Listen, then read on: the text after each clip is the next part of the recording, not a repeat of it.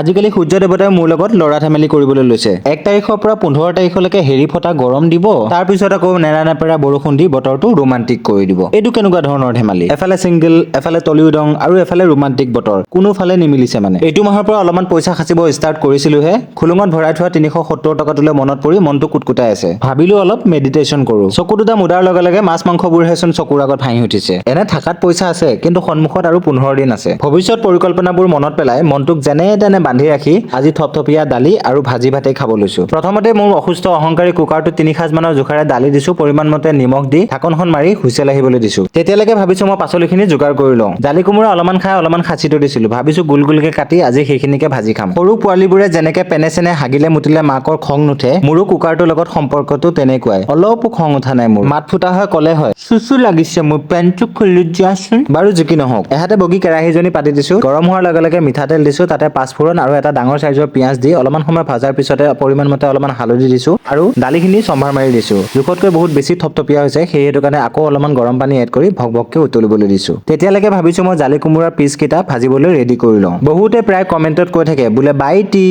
বেচন সানি খাবা, চাউলৰ গুড়া সানি খাবা। পিছে বাকীবোৰ বস্তু আছে, চাউলৰ গুড়াটো নাই, সেইটো কাৰণে অলপমান কৰ্ণফ্ল'ৰ দি দিছো আৰু কালজিৰা কেইটামানো দি দিছো। অলপমান পানী দি ভালকে সানি লৈছো। পৰিমাণ মতে নিমখ, হালধি আৰু অলপমান ৰেড চিলি পাউডাৰ দিছিলো। এতিয়া বাপেকৰ ফলীয়া কলীয়া কেৰাহীটোত তেল গৰম কৰি এক পিচকে ভাজিবলৈ আৰম্ভ কৰিছো। যিহেতু আজি দালিখিনিৰ লগত অকল কোমোৰা ভাজিহে আছিল, সেইহেতুকে কেইপিচমান সৰহকে ভাজিছো। বাৰু এইফালে মোৰ থপথপীয়া দালি অলমোষ্ট ৰেডি হৈ গৈছে। এতিয়া দালিখিনি নমাই কুকাৰটোত ফাৰ্ষ্ট কপি বাসমতি চাউল কেইটাও পাতি দিলো। বহুত সময় ধৈৰ্য্যৰে ৰখি আছিলো, বোলো হুইচেলটো নিজে মাৰে যদি মাৰক। নাই, যেতিয়ালৈকে হেঁচি নিদিও তেতিয়ালৈকে হুইচেলে নামাৰে। ভাত হোৱাৰ পিছত মনত পৰিছে মামাই অলপমান শুকুতা তিতা দি পঠাইছিল, ভাবিলো তাকে অলপমান সেকি লওঁ। গুৱাহাটীত থাকো যদিও কিন্তু প্ৰায় লোকেল বস্তুৱে খোৱা হয়। বাৰু যি কি নহওক, অলপমান পৰিমাণ মতে নিমখ দি তিতাখিনি তেনেকে অলপমান সেকি ললো। 3-4 মিনিটৰ পিছত ৰেডি হৈ গৈছে আৰু এতিয়া পৰিবেশন কৰিবলৈ লৈছো। এহাতে লৈছো ফাৰ্ষ্ট কপি বাসমতি চাউলৰ ভাত, কাষতে লৈছো কেইপিচমান জালি কোমোৰাৰ ভাজি, অলপমান শুকুতা তিতা, 2 পিচ কাজি নেমু, এটা লেলপি যোৱা কেঁচা জলকীয়া আৰু ভাতৰ ওপৰতে থপথপীয়া দালি। আজি ৰাতিপুৱাৰ সাজ এনেকে যেনে তেনে খালো। দুপৰীয়ালৈ মাথাটো ক'ৰবাত মাৰিব লাগিব। পিছে আপোনালোকে শুকুতা তিতাটো কেনেকে খায় এবাৰ কমেন্ট কৰি জনাবলৈ নাপাহৰিব।